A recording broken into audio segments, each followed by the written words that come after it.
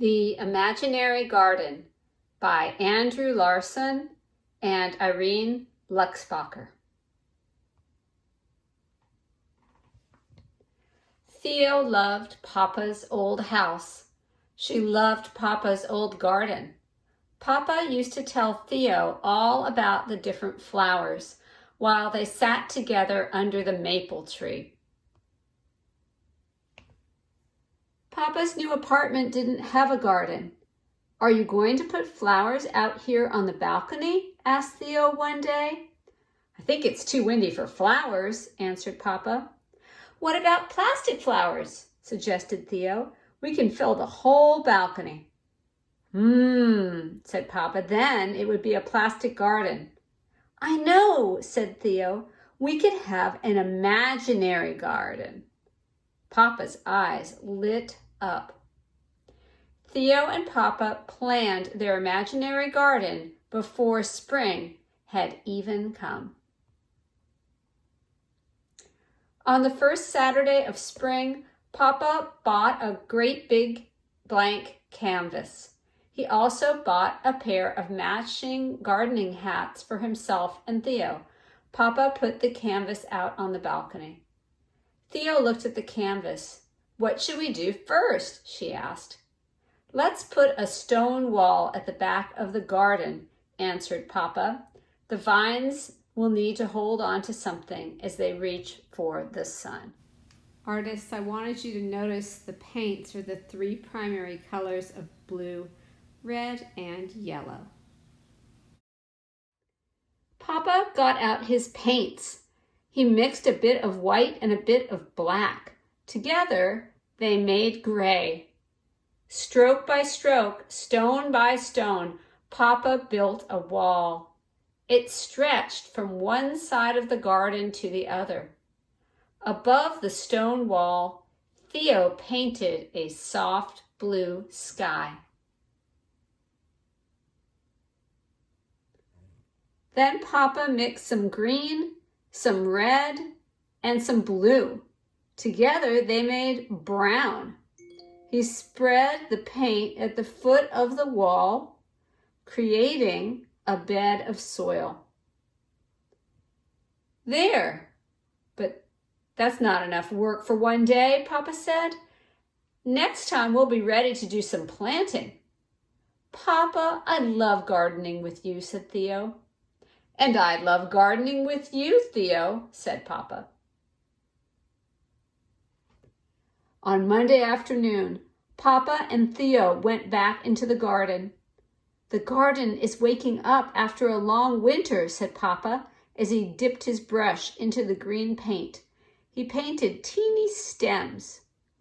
"The first flowers coming up are crocuses," he continued. "And look at all the scilla." That's a kind of flower.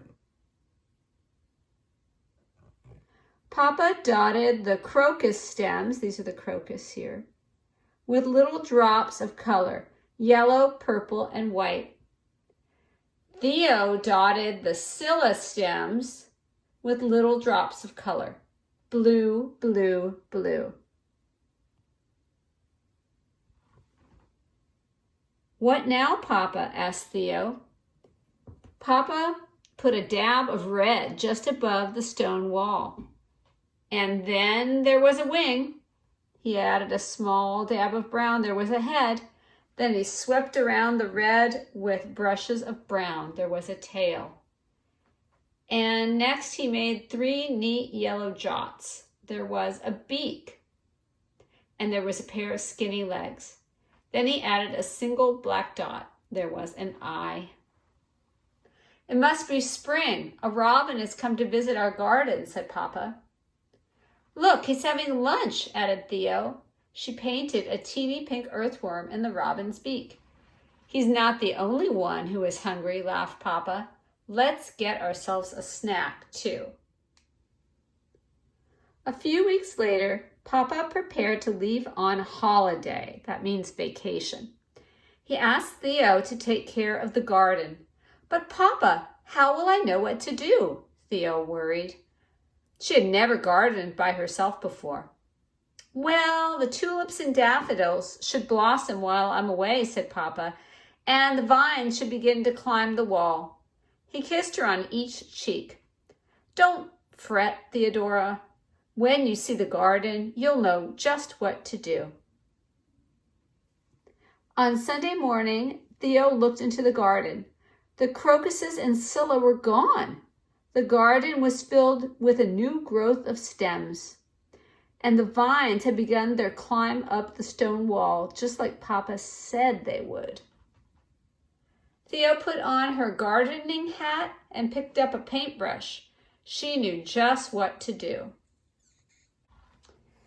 She topped the tulip stems with blooms of color, orange, purple, pink. She topped the daffodil stems with blooms of color, yellow, yellow, yellow.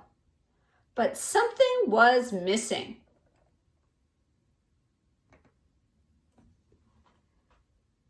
Then Theo remembered blue, blue, blue, forget-me-nots, Papa's favorite flower. But still, there was something missing. Theo thought and thought. Then, smiling, she added a few dashes to the back of the garden wall against the gray stone wall. There, she said. Theo could hardly wait until Papa returned from his holiday.